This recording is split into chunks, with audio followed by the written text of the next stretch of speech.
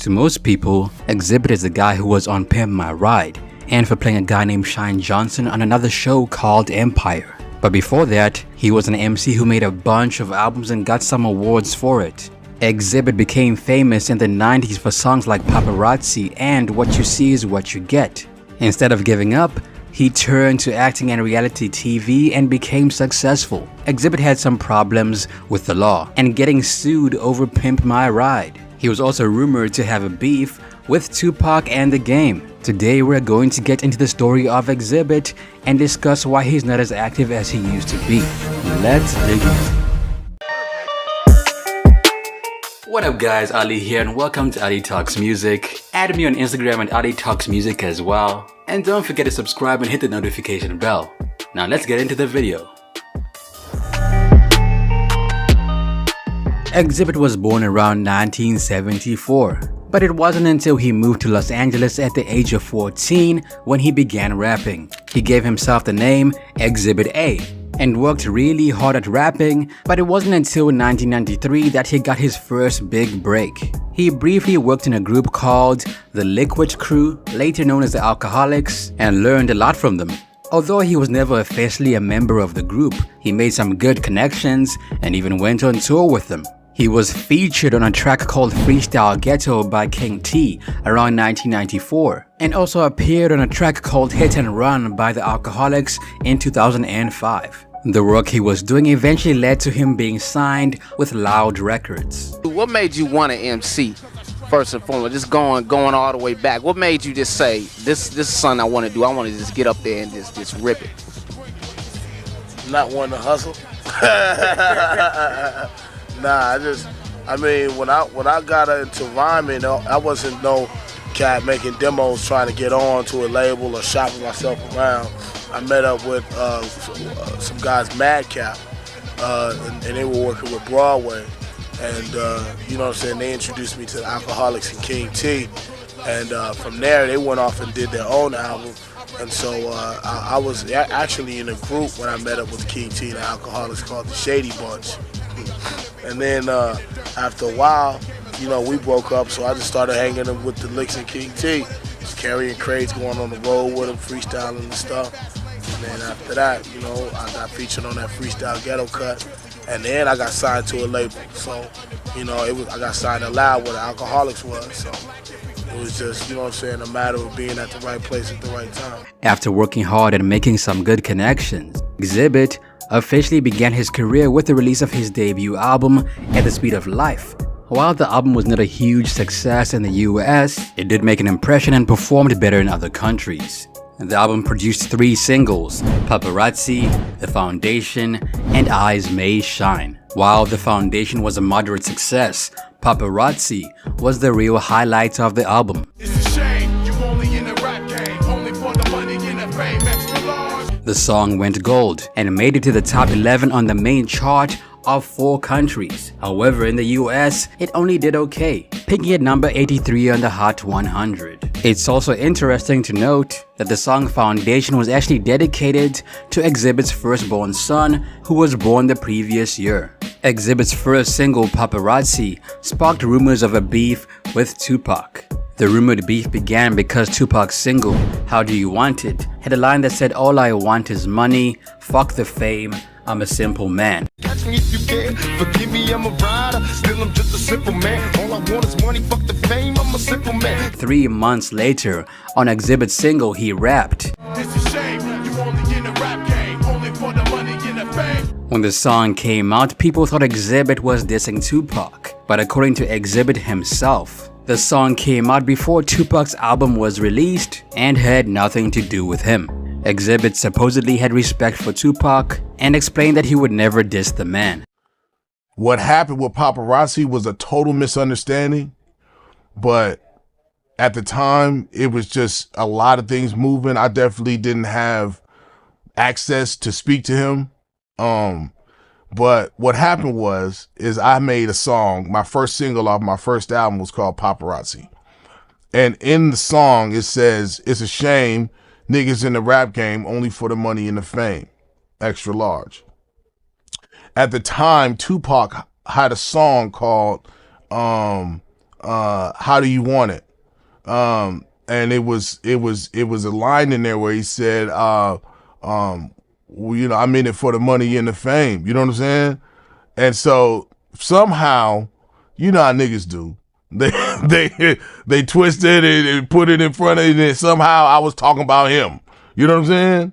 Which was not the case. Xzibit and Tupac actually met once at a performance, but nothing bad happened. Tupac arrived in a white convertible in front of the House of Blues, and instead of being mean to Xzibit, he shook his hand and said he would see him inside. Xzibit, knowing that people thought that he and Pac were beefing, wanted to clear things up with Pac, but Pac was shot soon after. Xzibit assumed that with Pac's death, any beef they had was put to rest. However, he was surprised to find out that one of Pac's closest friends, rapper EDI Mean, was now beefing with him. When Tupac's first posthumous album, The Don Illuminati, The 7 Day Theory, was released, Xzibit listened to it and heard a line from EDI Mean that goes as follows. Got a little question for that nigga that made Paparazzi. If you ain't in this rap game, put a motherfucking cash, man. Took offense to Xzibit's original lyric and asked him to handle it. Before it could turn into a real beef, Xzibit and EDI Mean ran into each other and had a conversation about the lyrics. Xzibit cleared up the misunderstanding and explained that he had a huge respect for Pac, while EDI Mean confirmed that Pac actually had been a fan of Paparazzi. After that, Xzibit and EDI Mean began hanging out and even recorded a song together called One Nation on the Outlaws album of the same name, which came out around the year 2000.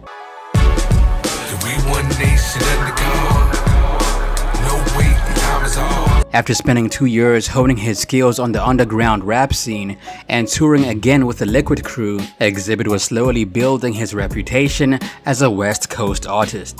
Around 1998, he dropped his second album, 40 Days and 40 Nights. Commercially, this album was better than its predecessor, and is considered by some to be his best. The album peaked at number 48 on the Billboard 200 and spawned 4 singles: What You See Is What You Get, Los Angeles Times, 3 Card Molly, and Pop. What you see is what you get now. Xzibit never wait around for no kick down. Got my own loud. What You See Is What You Get did extremely well and became the highest charting single off the album. And the success of the album and Xzibit's growing popularity in the West Coast caught the attention of Dr. Dre and secured him several impressive features. This included appearances on Snoop Dogg's Please and on Dre's 6 times platinum album 2001 on the tracks Lolo, Some LA and What's the Difference featuring Eminem. What's the difference between me and you? Xzibit also appeared on Warren G's Game Don't Wait along with Nate Dogg and Snoop Dogg. He also closed out the year by making his first acting debut in the film The Breaks. With Dr. Dre's help, Xzibit became a notable name in the rap game. Around the year 2000, he appeared on Eminem's Please 2, which featured Dr. Dre, Xzibit, and Snoop Dogg, and eventually went gold. And you don't really wanna fuck with me. Only nigga that I trust is me. Xzibit also featured on other small songs from other West Coast artists throughout the year. He secured Dr. Dre as executive producer on his 3rd album, Restless, which became his best-selling album to date. It came out around the year 2000 and peaked at number 12 on the Billboard 200. The album went on to sell almost 2 million copies and had 3 singles: X, Front to Back, and one of my personal favorite tracks by Xzibit, Get Your Walk On. Get your walk on, get your head right. I know you feeling this shit is dead right. The same year, Xzibit was invited on Dr. Dre's Up in Smoke tour and continued to nurture his growing acting career. He appeared in direct-to-video movies like The East Siders and had roles in movies alongside other rappers, including 2001's The Wash, The Slim Shady Show, and 8 Mile. 8 Mile. Yeah. You know what I'm saying? Was you freestyling when you was going off on niggas, or what you was doing? No, yeah. They had a rap written for me. Oh yeah. Yeah, and I was like, fuck that. I was like, can I write my own shit? And Paul was like, yeah, man, give it a shot. I was like, okay, cool. Around the year 2002, Xzibit dropped album number 4 titled Man vs. Machine. It was his highest charting album to date, placing at number 3 on the Billboard 200 and topping the R&B chart. It had 4 singles: Multiply with Nate Dogg, Choke Me, Spank Me, Symphony in X Major, and My Name with Eminem and Snoop Dogg.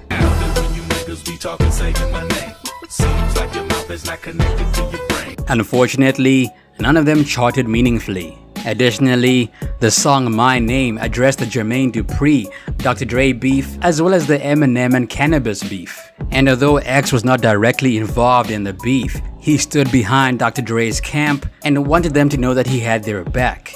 It was a fire diss track. I had my motherfucking ass kicked by Moby if I let some bitch in a can like Biz Capo from. Now, just over a month after Man vs. Machine was dropped, it went gold. Despite similar production and features on the album as a whole, X was not impressed by his numbers and wound up cutting his collaboration with Dr. Dre. However, he did accompany Eminem on his All Access Europe tour in 2003. In 2004, Xzibit was back to album mode and released Weapons of Mass Destruction. It made it to number 43 on the Billboard 200 and eventually went gold.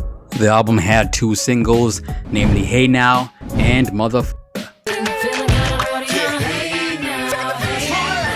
These were some of his last charting singles to date. After this album, Xzibit began to transition fully into television. He became the host and producer of MTV's Pimp My Ride, which ran for 6 seasons between 2004 to 2007. How you get the seatbelt up? You gotta go around it. Okay, wait a minute. It's the way of life. It's the way of life. He also acted in several movies and TV shows during this time period, and around 2006, he dropped album number 6 called Full Circle. The album spawned the singles Concentrate, Family Values, and Thank You, none of which charted at all. Now, there were rumors that Xzibit and The Game were in a beef around 2006. Allegedly, The Game said some disparaging things about Xzibit back in the day. However, the pair then made up and made a song called California Vacation with Snoop Dogg. The Game said that there was some friction between them because of his disrespect towards X as a West Coast artist. By around 2008, X began facing many challenges in his career. His show Pimp My Ride was cancelled, and his album did not sell very well. Also, his income had significantly decreased. In addition, he ran into trouble twice in 2007. The first incident happened during the Gumbo 3000 rally when he lost his driver's license on the first day for driving too fast. He claimed that he mistook kilometers for miles, but his license was still seized by the Dutch police and he had to apply for a new one in the US. Around 2008, Xzibit faced one of the toughest years of his life. Just when he thought things could not get any worse, he and his girlfriend Krista welcomed their baby boy Xavier into the world prematurely. It was a moment of both joy and fear as they knew their baby was fighting for his life. Sadly, just 11 days later, Xavier passed away, leaving both parents heartbroken. Despite the tragic loss, Xzibit tried to soldier on with his music and acting career, but things were not going too well. He stopped releasing albums every 2 years and only filmed about 2 movies that year. The movies were The X-Files, I Want to Believe, and American Violet. In 2009, he appeared in the movie The Bad Lieutenant, but it didn't do too well at the box office. To make matters worse, in July of that year, Xzibit filed for bankruptcy, citing the cancellation of his hit show Pimp My Ride as the root of his financial issues. At the time, his assets were at the value of $740,000, while his liabilities totaled about $1.4 million. But even after filing for bankruptcy twice and having the cases dismissed, by the end of 2011, Xzibit still owed the government nearly $1 million. It took almost a decade for him to pay off his debts, but he did manage to do so. Despite all the setbacks and trouble he faced, Xzibit never gave up and kept fighting to overcome his challenges. Around 2018, Xzibit posted a photo on IG of a receipt of over $230,000. The caption read, "This is by no means a floss. This is a cautionary message to all my fellow entertainers and entrepreneurs. Pay your taxes. I made the mistake of trusting people with my financial responsibilities and ended up fucked. People love to spread false and inaccurate information in this day and age, and I suffered for almost a damn decade getting all this back in order. Stop buying shit you don't need. Take care of your future and family. If you can't buy it 3 times, guess what? You can't afford to buy it once. I wiped all of my debt out, and it feels like I've had a 300-pound gorilla off my back. Around 2010, Xzibit had some much needed good news when he and Krista finally welcomed their second child, a healthy baby boy named Gatlin. He tried to revive his acting career, which turned out pretty well, but as far as his music career went, his attempts were not successful due to label issues and lack of interest from his audience. Despite releasing his last album in 2012, which had low sales and charted poorly, he continued to show his passion for entertainment, appearing in movies, TV shows, and documentaries. Around 2014, Xzibit finally married his longtime girlfriend and the mother of his son, Krista Davis. They had a beautiful wedding in Laguna Beach, California, but unfortunately that night, after driving under the influence of alcohol, Xzibit was arrested. He spent the first night as a married man in jail and later pleaded guilty, receiving 3 years of probation and mandatory attendance at an alcohol education program. Despite this setback, Xzibit continued to tour and release music with the Serial Killers, and also appeared in TV shows and movies, including a guest role in Empire as Leslie, Shyne Johnson. Around 2018, Xzibit spoke about his problems with MTV Pimp My Ride, revealing that the show became profitable for everybody but him. 3 years later, in 2022, he posted images of Viacom CBS documents on IG, which appeared to show how much the show grossed compared to what he was paid. Xzibit accused Viacom of cheating him out of money and avoiding paying him his dues for the show.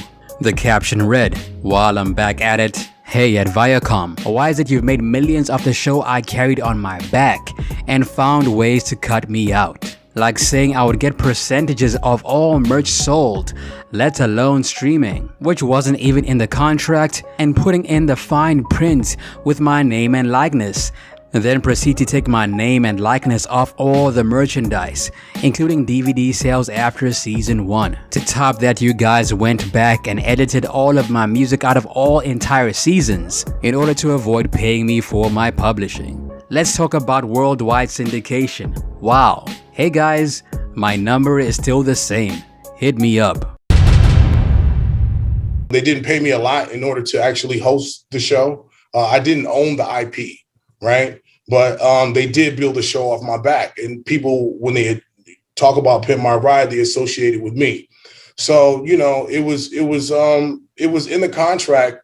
What I thought was ironclad, so that, you know, as the show grew and progressed, and the money that they weren't paying me for actually being on the program, which is, you know, a whole nother thing. And I also knew that I wasn't going to be able to participate in advertising dollars. So the compromise was, we're going to, you know, use your music as, you know, in every episode. We're going to, you know, give you a percentage of everything going forward, as far as, you know, when syndication starts, when, you know, like all of these things that were promised. And then after season 1, the fine print read with my name and likeness. I never in a million years thought that they would go back and be as petty as, you know, taking my music out of, editing my music out of every episode that went into syndication.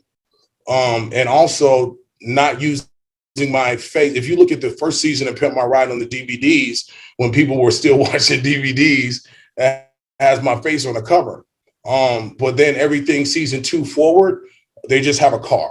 Currently, there have been no updates regarding Xzibit's claim against Viacom for cheating him out of money. However, he seems to be in a good place and is still very active in the music industry, even though most of his shows relate to his earlier work. He's currently going through a messy divorce with Krista, who wants spousal support. Despite earning more than him and living in their $3.7 million mansion with her new boyfriend and his children, Xzibit claims to not have worked since 2019, and his foray into the cannabis industry has turned into a big money pit, leaving him struggling financially. Despite the drama in his personal life, Xzibit seems to have moved on with a new girl and is also teasing new music. I won't lie, Xzibit's fall from grace was very hard to watch. The guy was the complete package. He did music, movies, TV shows, and even got married to his dream girl just to see everything he had worked for get taken from him. Nevertheless, Xzibit is still doing pretty good and has almost 2 million monthly views